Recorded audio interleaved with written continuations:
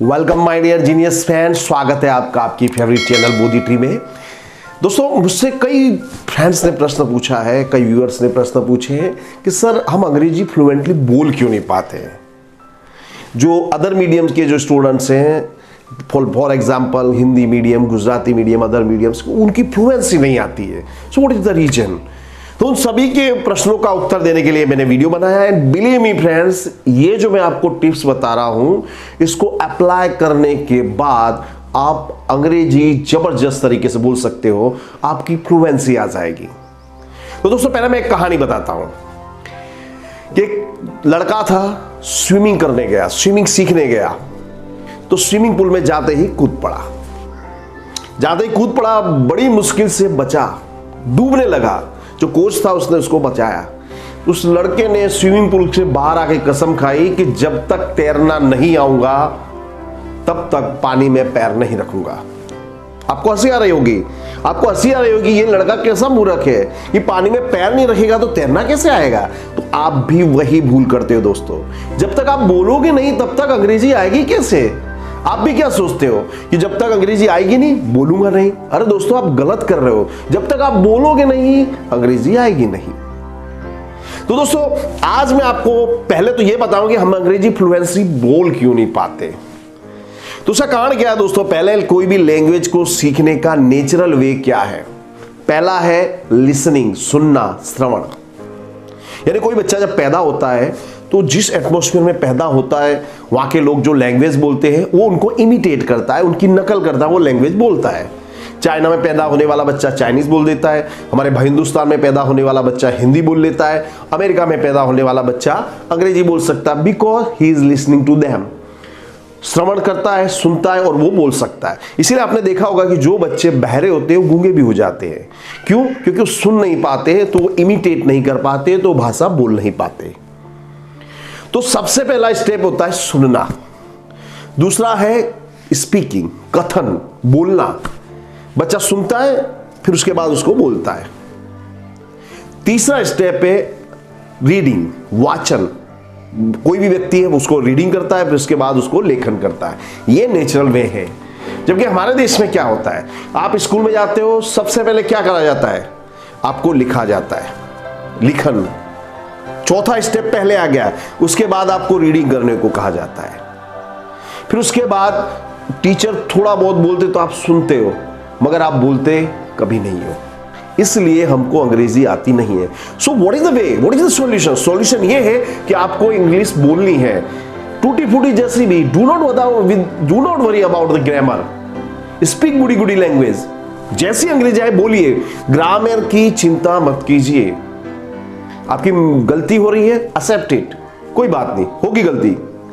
तो दोस्तों, मैं आज आप लोगों को 5-6 टिप्स बताऊंगा जिसको फॉलो करने के बाद आपको अंग्रेजी में कोई तकलीफ नहीं होगी। पहली हमारी टिप है थिंक इन इंग्लिश। तो दोस्तों, हमारी अंग्रेजी का क्या होता है, जैसे आपने कोई हॉलीवुड की मूवी देख रहे हो तो आप जो हीरो डायलॉग बोलता है आप सुनते हो, उसको ट्रांसलेट करते हो, उसके बाद समझते हो। 3 स्टेप हो गए। फिर आप जब आपको बोलना होता है आप क्या करते हो? पहले सोचते हो, फिर उसको ट्रांसलेट करते हो, फिर उसके बाद बोलते हो। इसलिए आपकी फ्लुएंसी नहीं आती है, ये प्रॉब्लम है दोस्तों। मेरा ये वीडियो जो है पूरा साइकोलॉजिकल जो एनालिसिस है, रिसर्च है, उस पर से मैंने ये बनाया है।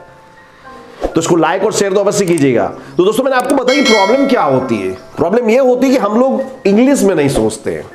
We think just in our mother tongue, हम हमारी मातृभाषा में सोचते हैं। तो आपको करना क्या है? अंग्रेजी में सोचना है। आज के बाद सोचना भी अंग्रेजी में है। Eat English, sleep English and speak English, सब कुछ इंग्लिश में कीजिए।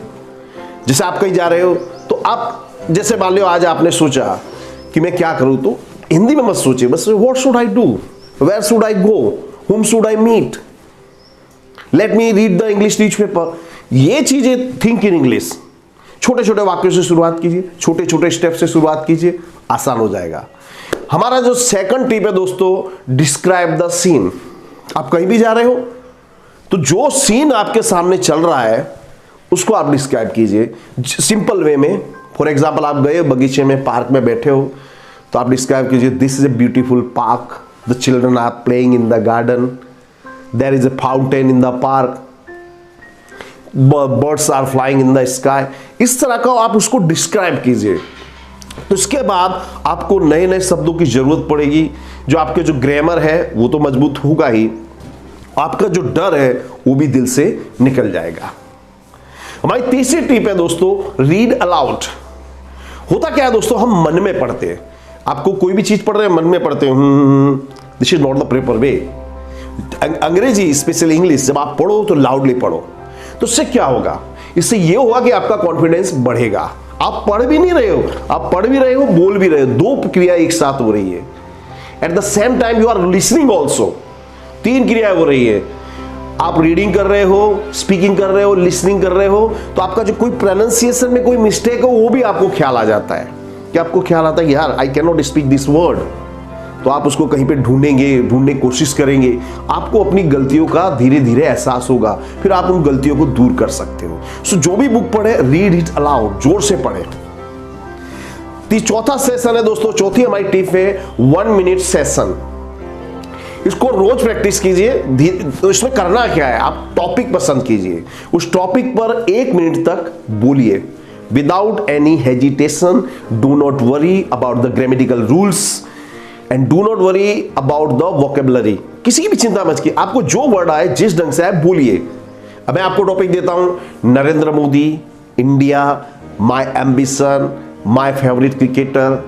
ये वीडियो के बाद आप लोग कोशिश कीजिएगा, 1 मिनट से शुरू कीजिए, जैसा भी आए बोलिए। 1 मिनट के बाद धीरे धीरे आप टाइम ड्यूरेशन बढ़ाते जाइए, तो आपकी फ्लुएंसी बहुत ही जबरदस्त हो जाएगी। हमारा दोस्तों 5वीं टिप है, practice before the mirror. Mirror के सामने, आईने के सामने आपको प्रैक्टिस करना है। तो होता यूं है कि दोस्तों जब आप किसी अनजानी जगह पे बोलते हो, you lose your confidence, confidence चला जाता है। You have to fumble for the word, सब शब्द ढूंढते कि यार क्या बोलूं।